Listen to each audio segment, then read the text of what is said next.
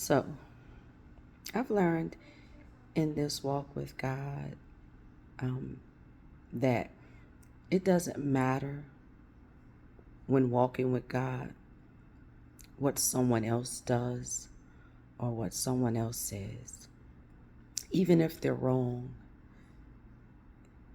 And in most cases, when it concerns us, we feel that it's wrong, that we have been wronged. But even in those times, what I've learned is this, that it doesn't matter what someone else has said or done, even in being wrong and have wronged you,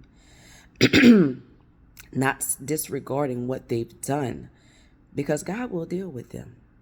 God will deal with them. But it doesn't matter what they've done.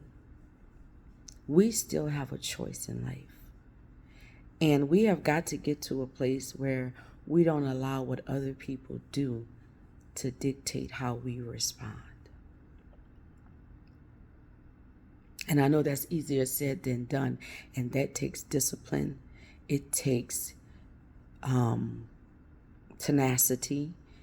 It takes a made up mind and a sold out heart truly for God to get to a place where even when people wrong you, you don't feel the need to respond negatively to them. And that even in the midst of that, you can still pray for them, because we understand that hurt people hurt people. So when we get to a place where we can stop looking at the actions of people, because God said that we are spiritual beings in a physical body, that although we're in this world, we are not of this world. And when we truly understand that, then we no longer look at the actions of a person, but rather the actions of a spirit that is upon a person because they have been hurt. So when we get to that understanding, we no longer look at the actions of the person and take offense with the person, the physical person, but rather we understand that it is a spiritual battle, and then we begin to pray for them. Because in praying for them, we begin to have empathy for them.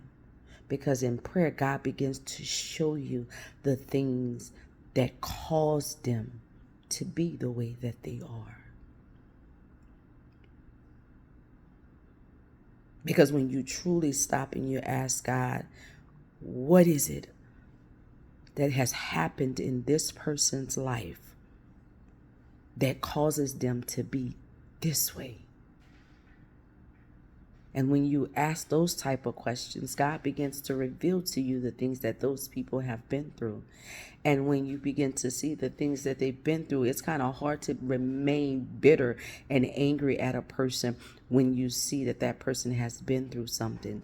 Some things treacherous, some things that are so mind-blowing and hurtful and painful that you yourself can't even begin to fathom how they got through it and still standing. So though they have hurt you, and though the actions may not be upright and they may not be right, and that they have wronged you, you empathize with them because you can understand the place that they're in and how they got there.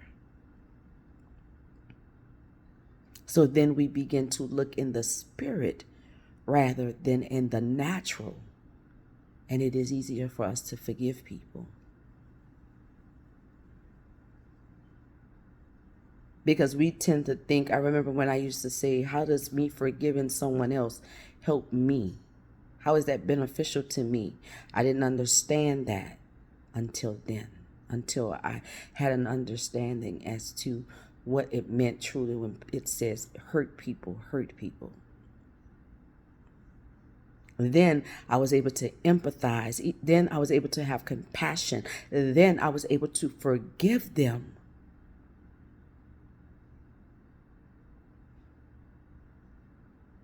Because I was able to look beyond their actions and see them in the spirit.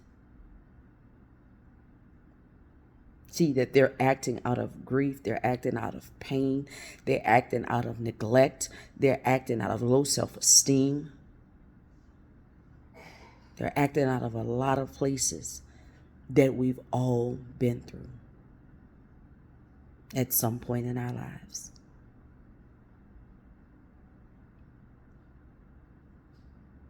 So when God asks us to forgive people, there's a stipulation. He says that we forgive them as God forgives us as we forgive them.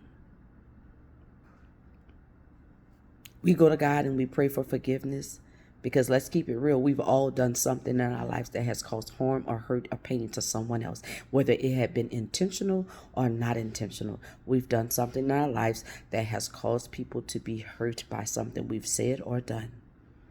And yet we've gone to God for forgiveness and we've prayed and we've laid it on the altar and repented, and God has been just to forgive us. How do we know that those people that have hurt us has not asked God for that same forgiveness? Do they not deserve that same forgiveness? So God in return asks us to forgive them.